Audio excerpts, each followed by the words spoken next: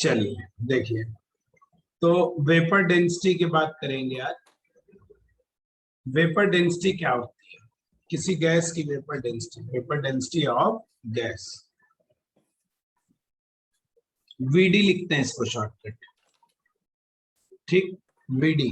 तो vapour density क्या है? देखो, वेपर डेंसिटी ये बताती है कि कोई गैस हाइड्रोजन गैस से कितने ज्यादा डेंस है। इट टेल्स, क्या बताती है ये? It tells about how much times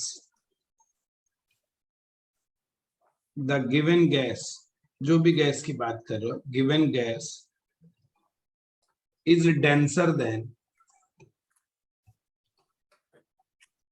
hydrogen gas.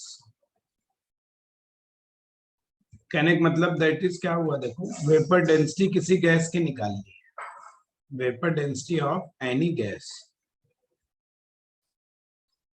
तो क्या रखो?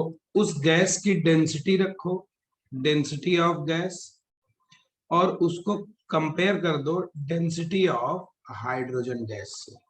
तो इसका मतलब कोई गैस हाइड्रोजन गैस से कितने गुना डेंस है, इसी को हम क्या कहते हैं? वेपर डेंसिटी कहते हैं, ठीक। अब दूसरी बात जो है, देखो, ऊपर भी डेंसिटी नीचे भी डेंसिटी है ना, लेकिन ये बातें तब होंगी जब एट टेम्परेचर सेम हो, प्रेशर सेम हो, गैस के टेम्परेचर प्रेशर सेम रखने हैं। अच्छा, दूसरी बात बेटा जी, चूंकि देखो ऊपर नीचे डेंसिटी है, इसलिए यूनिट रखोगे डेंसिटी की तो ऊपर नीचे दोनों कैंसिल हो जाएगी, इसलिए यूनिट ऑफ वेपर डेंसिटी नहीं होती है,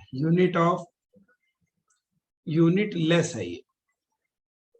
vapour density is unit less, उसकी खुद की कोई यूनिट नहीं होती है, ऐसे है। अब देखो, समझो जरा कैसे करें बात हम। ये तो हुआ वेपर डेंसिटी, इसकी कितनी हो गई, ठीक। अब इसको हम कैसे, आप इसके कुछ फार्मूले और बना लेते हैं। देखो, इसको देखो ऐसे लिख दो, वीडी ऑफ गैस का क्या फार्मूला होगा? देखो, डेंसिटी यहां रखी है ना हमने, तो डेंसिटी बराबर क्या होता है? Mass upon volume. डेंसिटी बराबर क्या होता है हमारा? Mass upon volume. अब तुम ऐसा करो, जिस गैस की वेपर डेंसिटी निकालनी है उसके 1 लीटर का कितना मास है वो निकाल लो। तो हम ऊपर रख दें mass of 1 litre of gas, तो ऐसे ही नीचे भी फिर हम क्या रख सकते हैं? Mass of 1 litre of hydrogen gas, तो भी बात वही रहेगी। या देखो, 1 लीटर की जगह तुम कर दो mass of 22.4 litre of gas, ऊपर नीचे दोनों तरफ 22.4 से मल्टीप्लाई कर दो, तो इधर जाएगा mass of 22.4 litre of hydrogen gas. अब हम लोग जानते हैं, देखो, कि जो मास है, किसका मास 22.4 लीटर का, उसको हम क्या कहते हैं? Molecular mass. तो वेपर डेंसिटी ऑफ गैस का दूसरा फार्मूला क्या हो जाएगा? ऊपर इसकी जगह रख दो मॉलिक्यूलर मास। भाई 22.4 लीटर जो होता है एनटीपी पर, वो किसी गैस का 1 मोलर मास होता है, ये हम लोग पहले पढ़ चुके हैं। तो यहाँ पे हम क्या रख दें? Molar mass of gas upon molar mass of hydrogen gas. अब देखो, इसको ऐसे रख दो, मोलर मास ऑफ गैस, और हाइड्रोजन का मॉलिक्यूलर मास कितना है? 2। तो इसलिए देखो, मोलर मास ऑफ गैस बराबर क्या आ जाएगा? 2 को इधर ले आओ, 2 into vapour density of gas. ये फार्मूला हम यूज करेंगे मेनली। जो हमारा फार्मूला आ गया है, इसमें जो लास्ट वाला फार्मूला है हमारे काम का, ये है, किसी गैस का अगर मॉलिक्यूलर वेट निकालना है तो कुछ नहीं, उसकी वेपर डेंसिटी निकाल लो और वेपर डेंसिटी निकाल के 2 से मल्टीप्लाई कर दो सर, तो उसका क्या निकल आता है, गैस का मॉलिक्यूलर मास निकल आता है। तो ये फार्मूला मॉलिक्यूलर मास निकालने में बहुत काम आता है, ये न्यूमेरिकल्स में भी बहुत काम आता है। तो गैस का मॉलिक्यूलर मास हम इस इक्वेशन से निकाल लेंगे, ये इक्वेशन हमारी बहुत इंपॉर्टेंट है। तो गैस का मॉलिक्यूलर मास उसकी वेपर डेंसिटी का 2 गुना होता है, 2 टाइम्स होता है। ये फार्मूला हमारे काम का है, बस बाकी फार्मूले से हमें कोई मतलब नहीं है, ठीक है। बस इसी का हम यूज कर लेंगे। देखो जरा क्वेश्चन, तो कल हमारी बात जहां तक हुई, क्वेश्चंस हम लोग काफी कल सॉल्व कर चुके हैं, तो आज बस ये क्वेश्चन उसी को बढ़ा के बस अभी आज खत्म है, ये वाला मूल कॉन्सेप्ट का ये वाला पार्ट आज खत्म हो जाएगा। 55 क्वेश्चन हो गए थे कल, है ना, 55। तो आज उसके आगे से बात करते हैं। देखो बहुत सिंपल सिंपल, पहले कह रहे हैं आपसे find vapour density of methane की निकालो, SO2 की निकालो, ऑक्सीजन की निकालो, चलो इतने बहुत है। तो देखो सीधे यही फार्मूला लगाएंगे, ये वाला इक्वेशन। इस इक्वेशन का मतलब क्या हो गया, ये वेपर डेंसिटी बराबर molecular mass, molar mass gas का अपॉन 2। तो मीथेन की वेपर डेंसिटी क्या हो गई, of methane, volume of methane जो है, देखो मीथेन का वॉल्यूम वेपर डेंसिटी निकालनी है तो इसका मॉलिक्यूलर मास रखो। भाई इसका मॉलिक्यूलर मास कितना हुआ, कार्बन का 12, हाइड्रोजन का 4, 16, इसका निकालो, इसका कितना हो, सल्फर का 32, ऑक्सीजन का 32, 64, इसका कितना हो गया 32। तो यहाँ कितना हुआ 16/2, यानी कितना आ गया 8 आंसर। फिर कह रहा है वेपर डेंसिटी ऑफ SO2 निकालो, तो वो कितना हो गया SO2 64/2, तो कितना आ गया 32। सब सिंपल सिंपल क्वेश्चन है, लेकिन आते हैं ये भी नीट वगैरह में। ये हो गया 32/2 इक्वल टू 60, ठीक है, ऐसे निकलेगा। ये बड़े बकवास से, मतलब बकवास तो नहीं है, चलो सिंपल से है, मतलब बड़े इजी से क्वेश्चन, लेकिन ठीक है भाई, अब इजी हो टफ हो करने तो है। देखो कह रहे हैं एक गैस है, vapour density of A gas, उस गैस का फार्मूला है CH2 होल x पता नहीं कितना है, इस कह रहे हैं 14 है, आपसे कह रहे हैं फाइंड x निकालो कितना है। कोई बात नहीं, देखो भाई बड़ा सिंपल है कंपाउंड, समझो। आपसे क्या कह रहे हैं, वेपर डेंसिटी हमारा क्या होता है भाई, इसका मॉलिक्यूलर मास निकालो पहले। इसका मोलर मास कितना हुआ, ये हुआ देखो कार्बन का 12, हाइड्रोजन का 2 और बाहर x, इसका मतलब 12 2 14x हो गया, है ना। अब मॉलिक्यूलर मास क्या है, मोलर मास बराबर है क्या, वेपर डेंसिटी इंटू 2।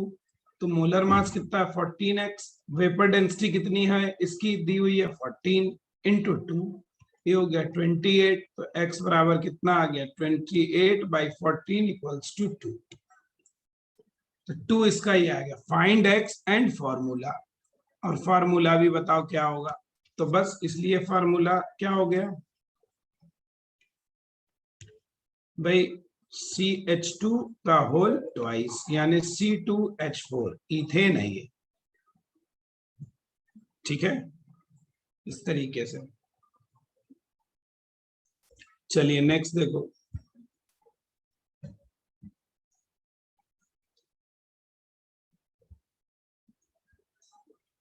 अब देखो अगला ऐसी में एवरेज कैसे निकालेंगे हम, average molecular mass of gaseous mixture, gaseous mixture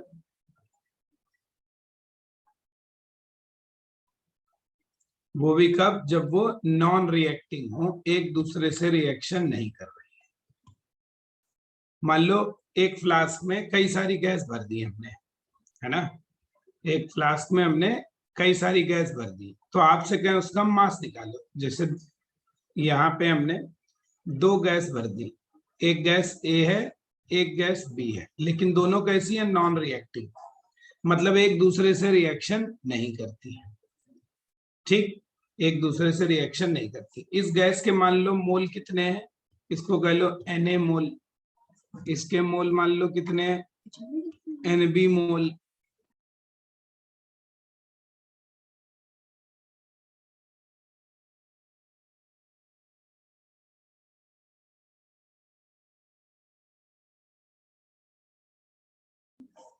दोनों के मान लो मोल इतने हैं, ठीक है। मोल का फार्मूला आप जानते ही हो, मोल इक्वल्स टू क्या होता है, देखो मोल बराबर होता है मास अपॉन मॉलिक्यूलर मास। तो एन, इसको हम लिख सकते हैं Na बराबर इसका मास इस गैस का अपॉन इसका मॉलिक्यूलर मास। ऐसे यहाँ पे लिख सकते हैं Nb बराबर इस गैस का मास अपॉन इस गैस का मॉलिक्यूलर मास। तो मिक्सचर का हमें मॉलिक्यूलर मास निकालना है ना। तो देखो कैसे निकलेगा, इसलिए मॉलिक्यूलर मास ऑफ मिक्सचर कैसे निकलेगा, कुछ नहीं भाई, इसको m बार कह दो। बार इसलिए कह रहे हैं, मिक्सचर है ये, एवरेज है एक्चुअली, एवरेज निकलेगा। तो ऊपर निकालो मास ऑफ मिक्सचर, मिक्सचर का mass upon moles of mixture, moles of mixture. ये हो गया फार्मूला सीधे सीधे, मास। और ये अब देखो इसका मतलब क्या हो गया, मिक्सचर का मॉलिक्यूलर मास क्या होगा, मास ऑफ मिक्सचर क्या हुआ भाई, इसका मास प्लस इसका मास, यही तो हुआ। ऐसे मोल भी क्या हुए, इसके मोल प्लस इसके मोल। ठीक, अब देखो एक तो फार्मूला ये हो गया, ऐसे भी लिख सकते हो जरा, यहाँ देखो जैसे ये है तो इसको हम ऐसे भी लिख सकते हैं, WA बराबर क्या हो गया, क्रॉस मल्टीप्लाई कर दो Na Ma, WB बराबर क्या हो जाएगा, NB MB। तो इसलिए हम यहाँ क्या रख सकते हैं, W की वैल्यू रख दो, Na Ma plus NB MB upon Na plus NB। ये है फार्मूला। इसको शॉर्टकट करके भी लिख सकते हो, कोई जरूरी नहीं दो ही गैस हो, गैस कितनी भी हो सकती है, कोई जरूरी नहीं है हमारी दो ही गैस हो, तीन गैस हो, तीन बार कर लो। इसलिए हम क्या लिख सकते हैं, किसी मिक्सचर का मॉलिक्यूलर मास समेशन जोड़ है, क्या है, जोड़ है NiMi, आई माने आई बार, जितनी बार गैस हो, और Ni, आई का, आई वर्ड का मतलब होता है ith time, ith times. ith times का मतलब जितनी बार हो उतनी बार करो, दो बार गैस है तो दो बार करो, तीन बार है तीन बार करो, चार है चार बार करो, पांच है पांच बार करो, इसको ith टाइम्स कहते हैं, आगे भी बहुत काम आएगा। ठीक, चलो देखो ये तो हुआ इसका फार्मूला कैसे निकालेंगे। देखो ये नीट का आया हुआ क्वेश्चन, क्या कह रहा है, 0.2 mole of methane and 0.3 mole of nitrogen are mixed, मिला दिए गए इन ए क्लोज्ड वेसल, एक बंद बर्तन में। अब जब ऐसा दिया हो तो तुम मान के चलो कि वो रिएक्शन नहीं करेंगे, वैसे मीथेन और नाइट्रोजन रिएक्शन करते भी नहीं है। Find molar mass of mixture, mixture का मोलर मास निकालना है देखो कैसे निकालेंगे भाई, मीथेन दिया हुआ है और नाइट्रोजन गैस, इसके मोल दिए हुए Na मान लो, 0.2। इसके मोल NB मान लो कितने हैं 0.3। इसका मॉलिक्यूलर मास निकाल लो कितना था 16। इसका मॉलिक्यूलर मास कितना 7 2 14। तो बस इसलिए ये कितना आ जाएगा मिक्सचर का मॉलिक्यूलर मास, यही तो है ऊपर फार्मूला Na ये वाला। तो देखो Na तो Na कितना 0.2 इंटू Ma प्लस N2 और ये उसका दूसरी गैस का प्लस नीचे दोनों के मोल का ऐड कर दो, बस जितना आ जाए उतना आंसर है।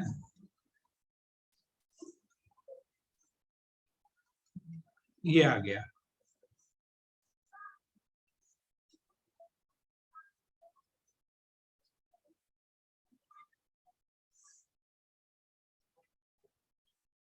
ये हो गया आंसर। ठीक, इसमें तो कोई दिक्कत नहीं।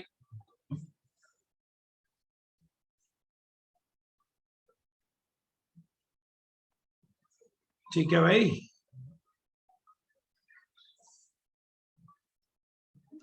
Yes sir. 8 ग्राम्स मीथेन, ध्यान से देखो, है नाइट्रोजन का कुछ गड़बड़ कर दिया। एक मिनट। नाइट्रोजन का मास तो 28 हुआ ना, तो यहाँ 28 आएगा। 14 तो एक का होता है भाई, तो 28 होगा ना।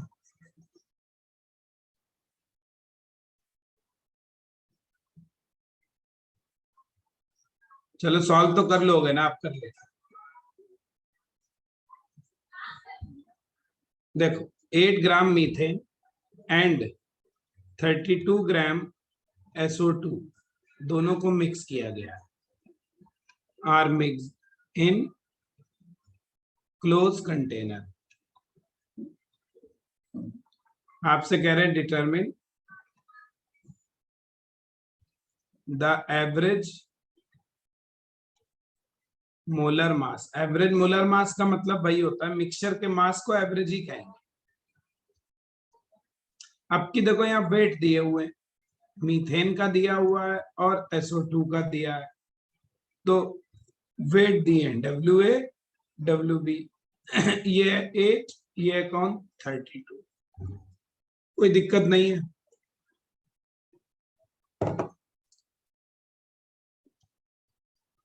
मॉलिक्यूलर मास इसका 16, इसका मॉलिक्यूलर मास कितना हो जाएगा, अभी ऊपर निकाला था 64। तो मोल निकाल लो इसके। मोल क्या होता है, मास अपॉन मॉलिक्यूलर मास 1/2। इसके मोल निकाल लो, मास अपॉन मॉलिक्यूलर मास, ये भी कितना 1/2, माने 0.5 आ गए दोनों के। तो बस अब एवरेज मोलर मास कितना हो गया मिक्सचर का, 0.5 into 16 plus 0.5 into 64 upon 0.5 plus 0.5, जितना आ जाए उतना सम। आप ऐसे कर लो और ऐसे ना करो, पता आप डायरेक्ट मास से भी कर सकते हो। यही चीज आप डायरेक्ट मास से भी कर सकते हो। हमारा फार्मूला देखो ऊपर मास से भी लिखा हुआ है, ये है ना। ये देखो mass of mixture upon moles of mixture, ये भी फार्मूला है ना। मास ऑफ, ये भी एक फार्मूला है, तो आप इस फार्मूले से भी इसको सॉल्व कर सकते हैं। ये कि पूरे मिक्सचर का मास रखो, नीचे मोल ऑफ मिक्सचर रख दो, तो आप ऐसे भी कर सकते थे ऑल्सो कि हम रखते मास ऑफ मिक्सचर, पूरे मिक्सचर का mass upon moles of mixture, moles of mixture. पूरे मिक्सचर का मास कितना हो गया, देखो दोनों मास को जोड़ दो, 8 और 32 को, 8 प्लस 32 और मोल्स कितना 0.5, तब भी आंसर वही आएगा तुम्हारा, सही है।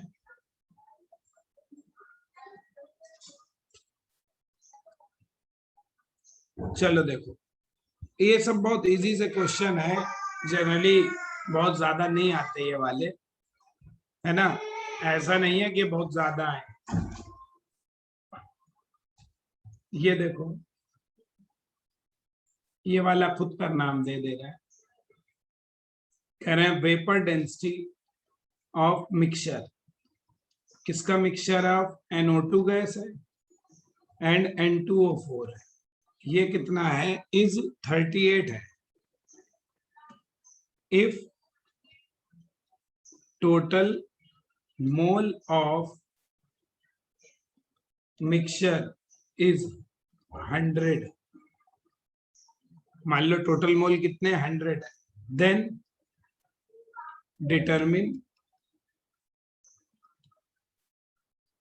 the number of moles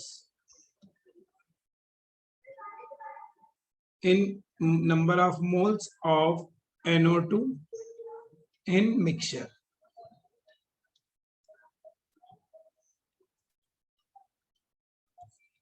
ये कर लोगे, छोड़ दूं, ये वाला कर लोगे। आपकी वेपर डेंसिटी दी हुई है, टोटल मोल दिए हैं, एक के मोल n मान लो, दूसरे के मोल हो जाएंगे 100 माइनस n, है ना। बस भाई NO2 है, N2O4 है, तुमको मिक्सचर का वेपर डेंसिटी दिया हुआ है, तो मिक्सचर का मॉलिक्यूलर मास कितना होगा, है ना।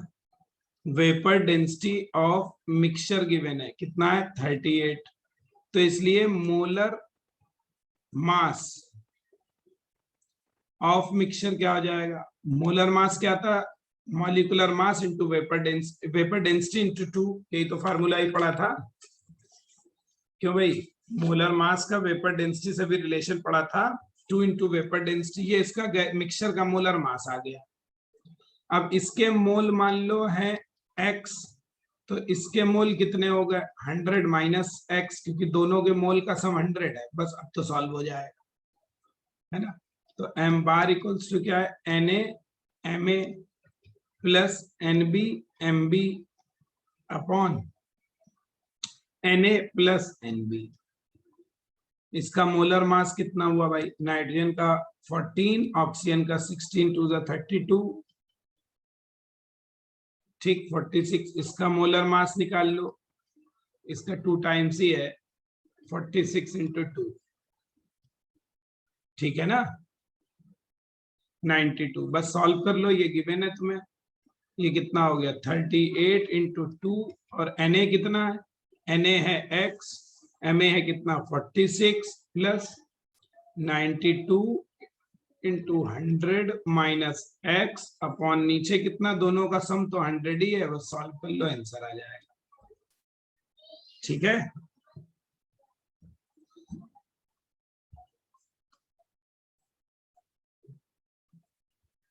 चलो, तो अब ये वेपर डेंसिटी वाले रिलेशंस खत्म होगा तुम्हारे, कैसे वेपर डेंसिटी के सॉल्व करते हैं इस तरीके से।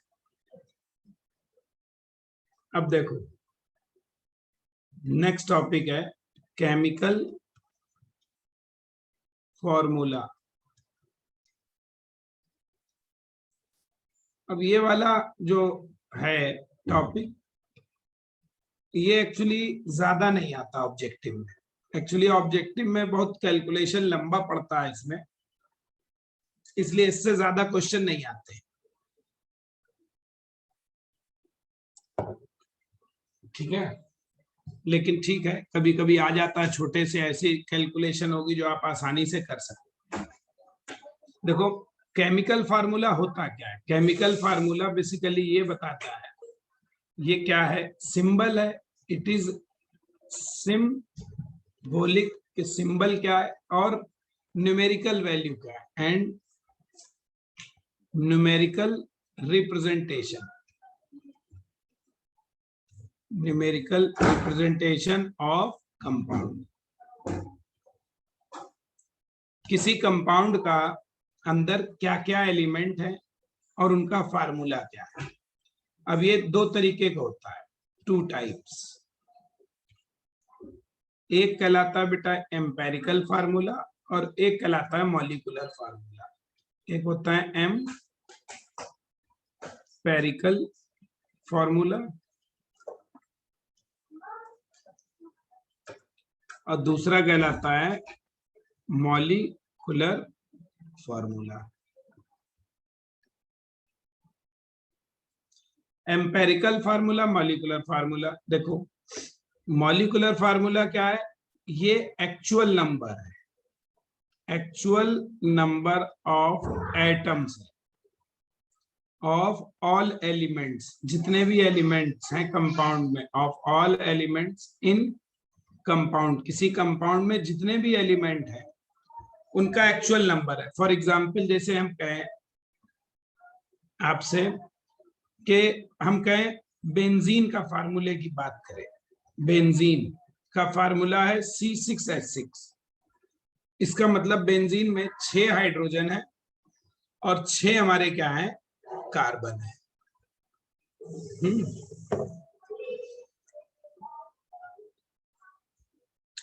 और एम्पेरिकल फार्मूला क्या है, ये रेशियो है, ये रेशियो ऑफ एटम्स, ये एटम्स का रेशियो है। दैट इज ये कितना हुआ, ये बेंजीन का कितना हुआ, रेशियो निकाल दो बस। जैसे बेंजीन है 6 से डिवाइड कर दो, कितना हुआ, CH हुआ।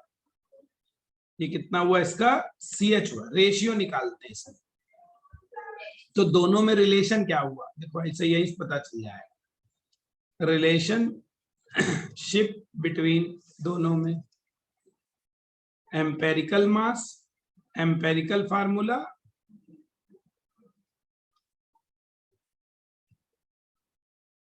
And molecular formula.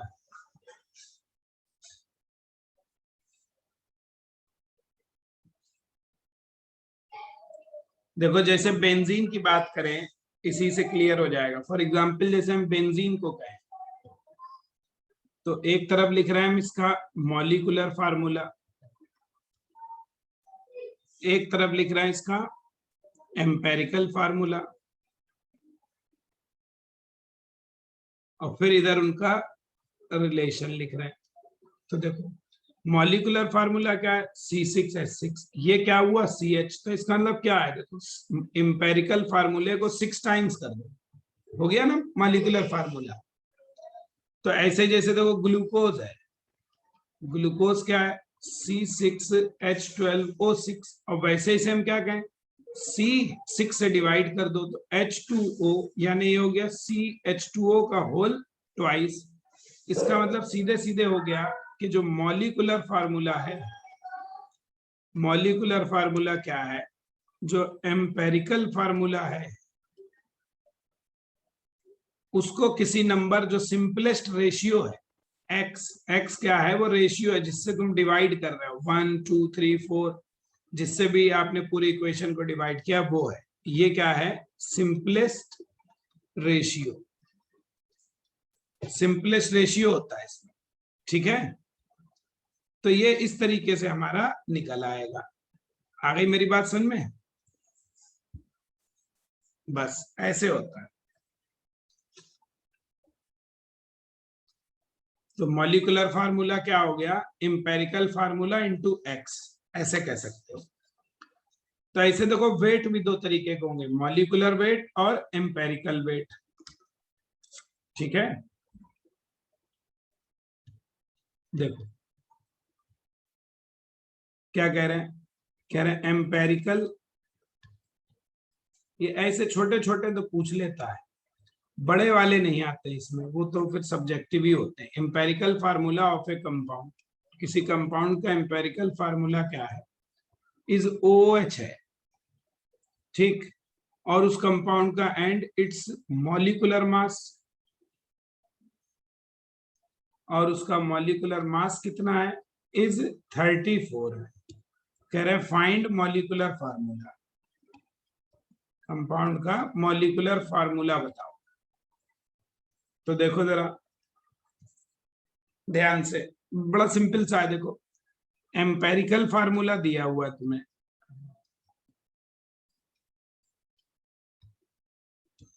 कितना है, OH, तो इसका वेट हम निकालेंगे, वो कहलाएगा एम्पेरिकल मास, एम्पेरिकल वेट या मास। तो एम्पेरिकल मास कितना हो गया, ऑक्सीजन का 16 और 1 17 हो गया, ठीक। तो देखो मॉलिक्यूलर मास बराबर क्या होगा, x इंटू एम्पेरिकल मास। ठीक, तो मॉलिक्यूलर मास कितना गिवन है, देखो 34 आपको गिवन है क्वेश्चन में, और x ऐसे इंपेरिकल मास कितना है 17, तो x इक्वल्स टू कितना आ गया 2 आ गया है, तो बस हो गया। इसलिए फॉर्मूला क्या हो गया, देखो फॉर्मूला हो जाएगा कौन सा formula, molecular formula, empirical formula उसका x, तो एम्पेरिकल फार्मूला क्या था OH और इसका ट्वाइस, यानी हो गया O2H2 या H2O2, ये हाइड्रोजन पेरोक्साइड है इसका मतलब। ठीक है, इस तरीके से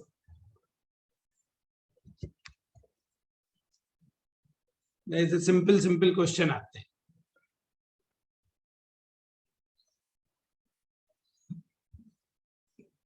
चलो अब आगे देखो भाई, अब निकालते हैं परसेंटेज कंपोजिशन।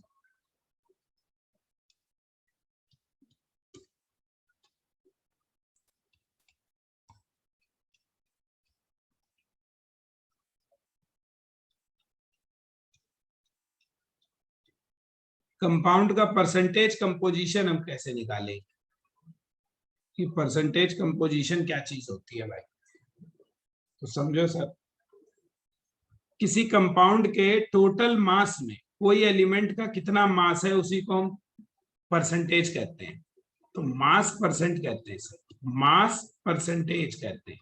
ये क्या होता है, मास ऑफ एलिमेंट, उस एलिमेंट का मास कितना है जिसका आपसे पूछ रहा है, upon total mass of compound, mass of compound कहने वाला कुल में वो चीज कितनी, इनटू 100। ये फार्मूला है सीधे सीधे इसका, मतलब फार्मूला गया तो सीधी सी मैथमेटिक्स है यार, ऐसे रिलेशन हम लोग निकालते हैं भाई, कोई चीज कितने में कितनी है बस उसी को कह रहे हैं और कुछ थोड़े ना कह रहे हैं, सिंपल सी बात है यार।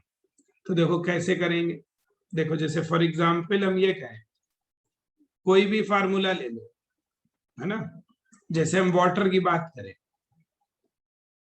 वाटर है या कोई भी है, वाटर क्या बल्कि वाटर तो बहुत आसान हो जाएगा, इसको हटाओ, कैल्शियम कार्बोनेट की करते हैं, इसका तो पूछा ही गया है तो इसी की बात कर लेते हैं। ठीक है, फॉर एग्जाम्पल कैल्शियम कार्बोनेट है, यही क्वेश्चन, यही क्वेश्चन है समझो, आपसे कह रहे हैं find percentage composition of each element. ठीक, कैल्शियम कार्बोनेट में, तो कैल्शियम कार्बोनेट में कुल कितना हमारा वो है परसेंटेज, वो निकालना है। तो पहले इसका मॉलिक्यूलर मास निकालें, मोलर मास, मोलर मास कितना है, कैल्शियम का 40 होता है, कार्बन का 12, ऑक्सीजन 16 3 48, कितना आ जाएगा 100 आ जाएगा। तो अब देखो आपसे कह रहे हैं मास परसेंटेज निकालो एक एक का, मास परसेंटेज ऑफ कैल्शियम कितना हो जाएगा, मास ऑफ कैल्शियम रखेंगे हम अपॉन मास ऑफ कंपाउंड रखेंगे, कैल्शियम कार्बोनेट इनटू 100। कैल्शियम कितना है 40 है, ये 100 है, और ये कितना है 100, तो कितना आ गया 40%। तो इसका मतलब कैल्शियम कार्बोनेट में 40% जो है वो हमारा कौन है, कैल्शियम है। ठीक, दूसरा देखो मास परसेंटेज ऑफ कार्बन निकालना, तो कार्बन का मास कितना 12 इंटू 100, और पूरा कंपाउंड कितना है 100, इसको सॉल्व कर लो, ये 12% हो गया। फिर मास परसेंटेज ऑफ ऑक्सीजन निकालना है, ऑक्सीजन कितना है भाई, देखो यहाँ तो 100 ही 100 रहेगा, ऑक्सीजन कितना है 3 ऑक्सीजन है, तो 16 3 48 है, तो ये हो गया 48%। देखो सबका सम, इसका इसका सम हमेशा कितना आना चाहिए 100% ही आएगा। ठीक है ना, इस तरीके से सिंपल से होते हैं बिल्कुल, कह लो एक प्रकार से बच्चों वाली कहानी है ये। ठीक है, चलो नेक्स्ट देखो काम की बात, अब हम मॉलिक्यूलर फार्मूला किसी कंपाउंड का निकालेंगे कैसे। ठीक, determination of molecular formula and empirical formula, ये सब कैसे निकालते हैं?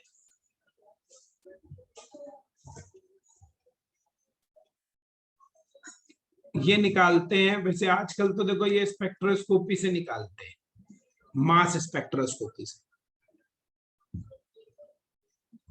लेकिन आपके लेवल पे हम निकालते हैं हम लोग इससे परसेंटेज कंपोजिशन। ये एक्चुअली पुराना मेथड, थ्रू परसेंटेज कंपोजिशन से।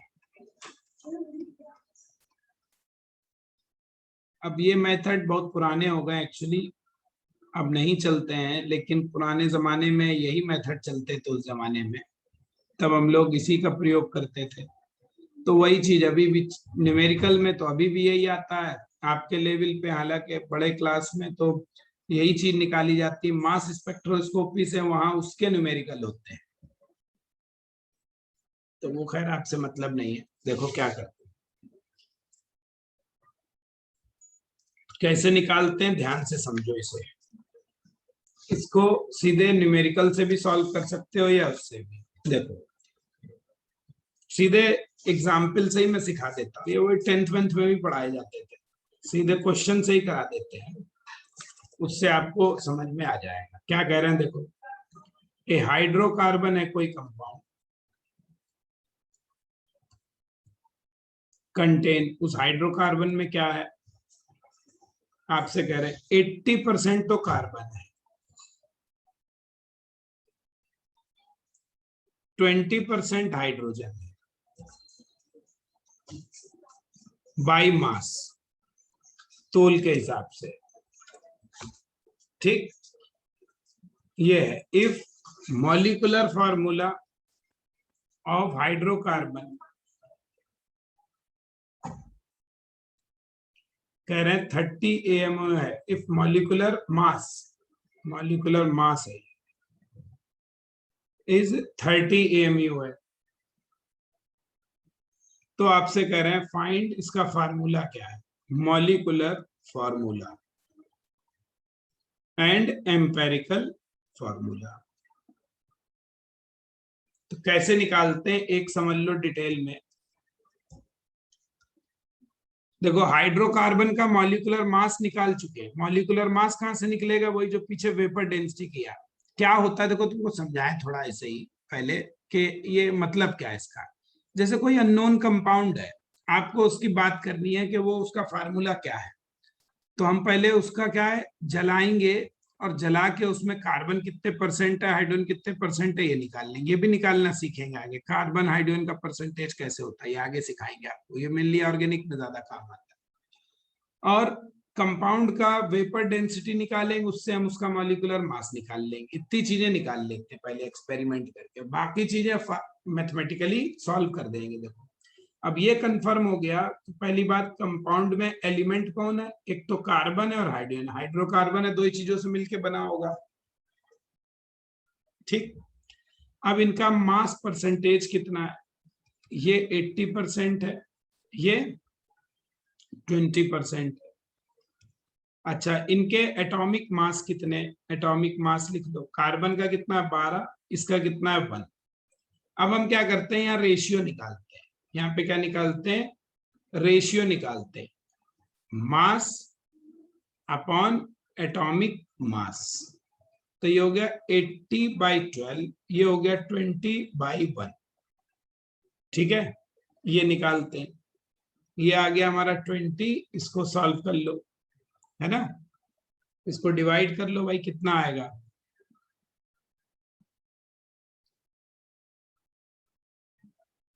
6.66 ही आएगा ये, है ना। इसके बाद क्या करते हैं, इसका सिंपलेस्ट रेशियो निकालते हैं, सिंपलेस्ट रेशियो।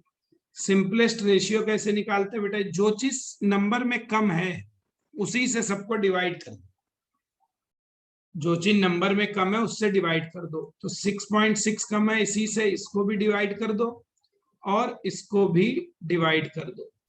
तुम इसको ऐसे भी कर सकते थे, देखो 80/12 को 80/12 से ही डिवाइड कर दो और 20 को डिवाइड कर दो 80/12 से, तो जरा और ऐसे कैलकुलेशन ज्यादा आसान लग रही होगी। देखो ऊपर कितना हो गया, 1 आ गया ये, और ये हो गया 2 0 0 कट गया, ये 4 4 3 ये कितना आ गया 3, वरना 6.66 से डिवाइड करने मुश्किल पड़ेगा। तो इसलिए देखो वही निकल आता है हमारा इंपेरिकल फार्मूला। इंपेरिकल फार्मूला क्या होता है, रेशियो ही तो होता है। तो इंपेरिकल फार्मूला रेशियो होता है भाई, कार्बन और हाइड्रोजन, कार्बन बना रहा है रेशियो, और हाइड्रोजन कितना आ रहा है 3। तो इंपेरिकल फार्मूला हो गया CH3। तो इंपेरिकल मास कितना हो गया, इंपेरिकल मास कार्बन का 12, हाइड्रोजन के 3, 15 हो गया 15। अब कंपाउंड का मॉलिक्यूलर मास दिया हुआ है और एम्पेरिकल मास दिया, दोनों का हम लोगों ने रिलेशन पढ़ा ही है अभी ऊपर। मॉलिक्यूलर मास इक्वल्स टू क्या होता है, इंपेरिकल मास,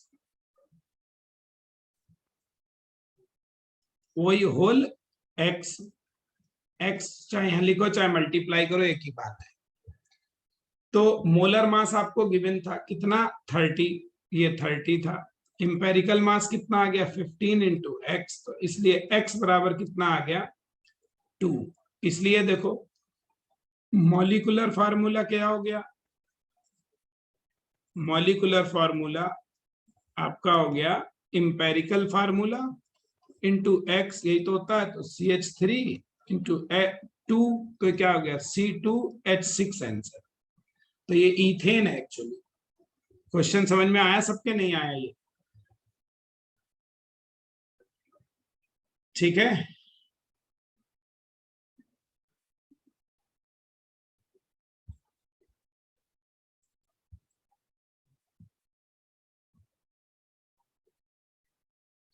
तो इस तरीके से बेटा जी ये सॉल्व होते हैं। ऐसा ही क्वेश्चन आएगा जो आप सॉल्व कर सकते, जैसे ये जो मैंने अभी कराया ना, नीट का आया हुआ क्वेश्चन जो अभी कराया है, ये भी आया हुआ जो अब बता रहे हैं, ये भी नीट का आया हुआ है। इस certain quantity of A compound, कह रहा कोई कंपाउंड है, उसका कुछ क्वांटिटी है, कुछ मात्रा है, उसमें क्या क्या कंटेन, उसके अंदर हाइड्रोजन है 12 ग्राम एंड कार्बन है 32 ग्राम, ठीक है। देखो एंड अच्छा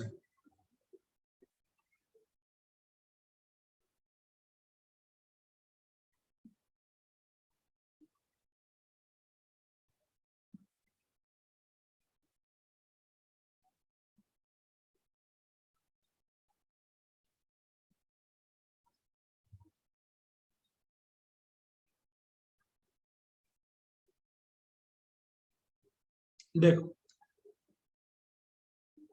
क्या कह रहे हैं,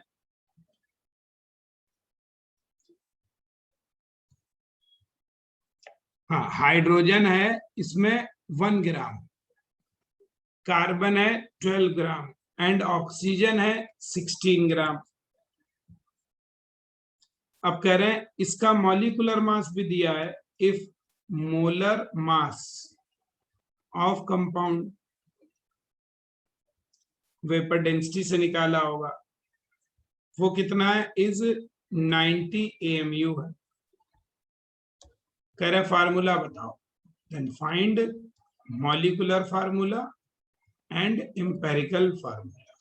देखो क्या कह रहे हो कि हमने मल्टीप्लाई क्यों किया, 80/2 12 को बेटा 80/12 से डिवाइड करेंगे तो वो क्या हो जाएगा 80/12 इंटू उल्टा हो जाएगा ना 12/80, तो इसीलिए उल्टा कर दो, डिवाइड करने का मतलब उल्टा करके मल्टीप्लाई कर दो, ठीक है, इसलिए ऐसा किया। अब देखो सोल्यूशन इसका,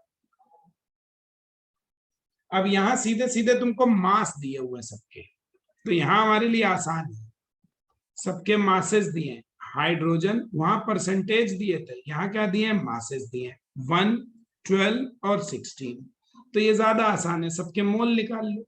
मोल क्या हुआ, mass upon molecular mass, mass upon वो एटॉमिक मास, तो ये तो सीधे सीधे 1 1 1 और कितना, ये कितना है, ये 32 है, सॉरी ऑक्सीजन 32 है।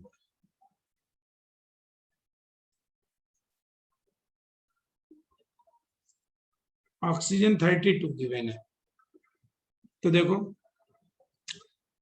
पीछे परसेंटेज दी होगी तो वैसे सॉल्व करना, और मास दिया हो तो मोल से सॉल्व कर लेना बस। तो मोल का रेशियो आ गया हमारा, देखो 1:2:1:2 1:1:2, तो इसलिए एम्पेरिकल फार्मूला सीधे सीधे यही आ गया, कार्बन 1 हाइड्रोजन 1 ऑक्सीजन 2 यानी CHO2 आ गया सर। अब इसका इंपेरिकल मास निकाल लो, इंपेरिकल मोलर मास है ना। इंपेरिकल मास कितना हो गया भाई, कार्बन का 12, हाइड्रोजन का 1, ऑक्सीजन के 16 2 32, यही तो कितना आ गया 45। और मॉलिक्यूलर मास आपको गिवन है कंपाउंड का 90 है ना। तो मॉलिक्यूलर मास बराबर क्या होता है, x इंटू एम्पेरिकल मास। ये आपको गिवन है 90, ये है x, ये है 45, तो x इक्वल्स टू क्या आ गया हमारा 2 आ गया। इसलिए मॉलिक्यूलर फार्मूला क्या हो जाएगा, CHO2 का ट्वाइस यानी C2H2O4, ये आंसर। कुछ समझे नहीं समझे?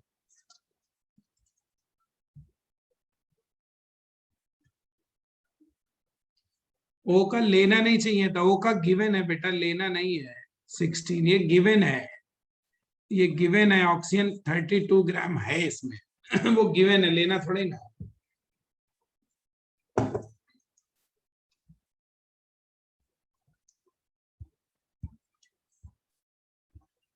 चलो देखो, ये जेई का आया हुआ है, बहुत पहले जेई का है, बहुत पुराना जेई का। अभी 2.2 gram of A compound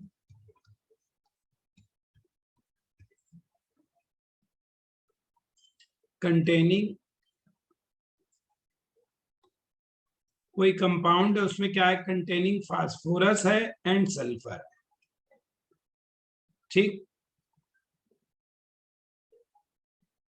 has, उसके अंदर 1.24 ग्राम फास्फोरस है।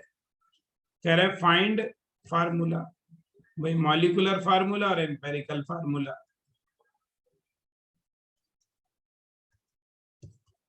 ठीक है,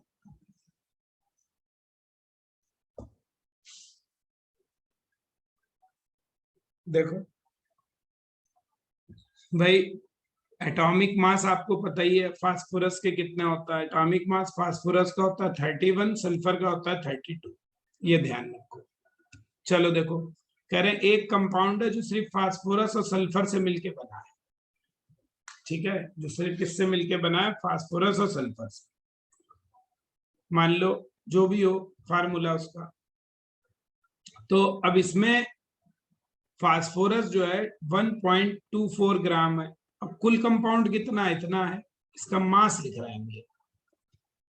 तो सल्फर का मास कितना हो गया, अरे कुल मास है कंपाउंड का इतना, उसमें से फास्फोरस थी इतनी, उसको घटा दो तो किसका मास निकल आएगा, सल्फर का निकल आएगा, आया ना, 0.96 ग्राम आ जाएगी सल्फर। अभी सेम ऊपर जैसा हो गया ये क्वेश्चन। अब इनके मोल निकाल लो, मोल कितना हुआ, इसका मास अपॉन इसका एटॉमिक मास, इसका क्या हो गया, इसका मास अपॉन इसका एटॉमिक मास, ये डिवाइड कर दो 0.04 पॉइंट, ये कितना रेशियो है देखो,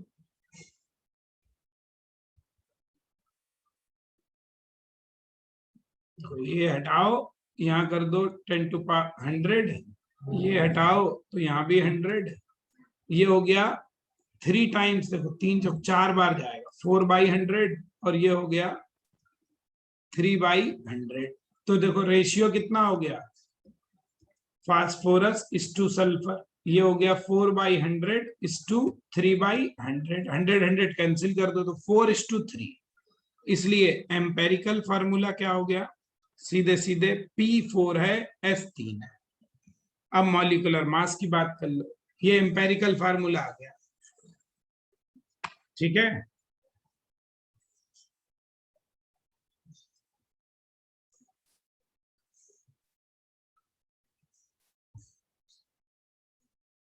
ऊपर वाले क्वेश्चन में इसमें कहा, इसमें तो सिर्फ फास्फोरस और सल्फर ही गिवन है और तो कुछ नहीं गिवन है। इससे ऊपर वाले क्वेश्चन में कार्बन हाइड्रोजन सबका ही गिवन है, तीन ही चीजों का गिवन था, हाइड्रोजन का, कार्बन का, ऑक्सीजन का, उसी से हमने सॉल्व किया। जितना दिया होगा उसी से सॉल्व करेंगे।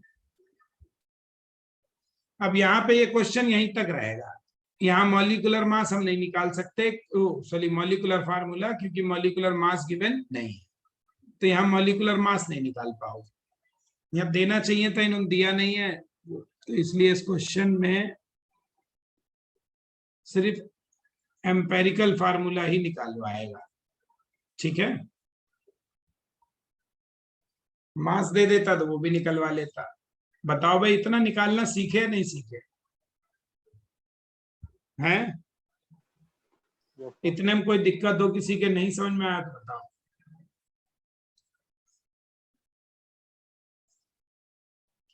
बस अब ये सब समापन है, ये क्वेश्चन होमवर्क के लिए दे रहा हूं, ये करना। कुछ लोग करके कोई भी नहीं भेजता है कि हमने कर लिए नहीं कर लिए, तुम लोग पढ़ाई में बहुत सीरियस हो नहीं, एक दो लोगों के अलावा। A certain quantity of compound, देखो ठीक है,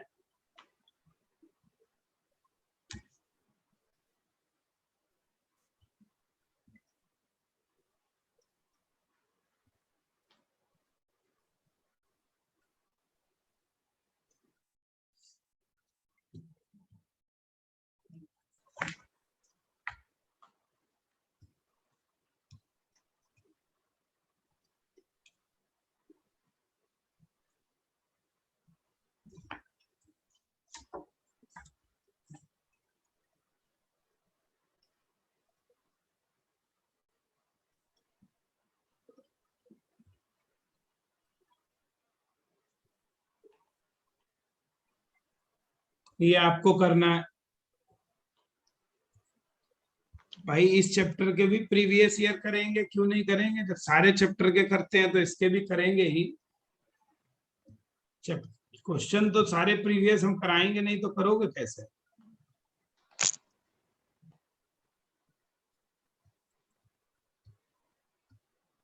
ये सब होमवर्क के लिए लिख रहा हूं।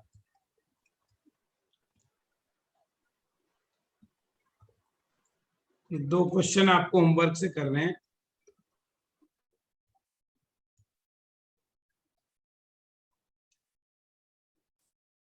जितने क्वेश्चन मैंने नीट के लगवा रहा हूं ना तुमको, ये जितने भी दिख रहे हैं आपको लगे हुए, सॉल्व करवा रहा हूं, ये सब बेटा जी कोटा में भी यही क्वेश्चन आप देखना पढ़ाए जाते हैं।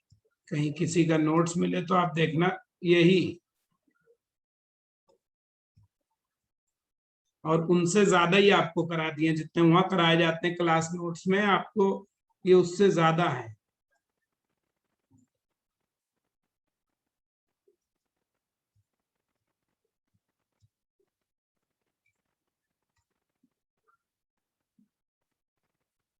क्वेश्चन अभी हम अपलोड कर देंगे, थोड़ी देर में ही अपलोड कर देंगे आज।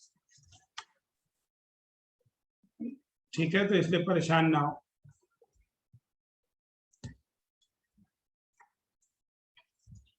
तो ये मेरे ख्याल में दो क्वेश्चन बहुत है, तुम लगाओ।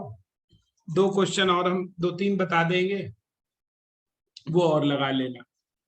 ठीक, तो अब तुम्हारा यहाँ पे खत्म होता है आज, मालूम कौन सा चैप्टर? मोल कॉन्सेप्ट खत्म आज।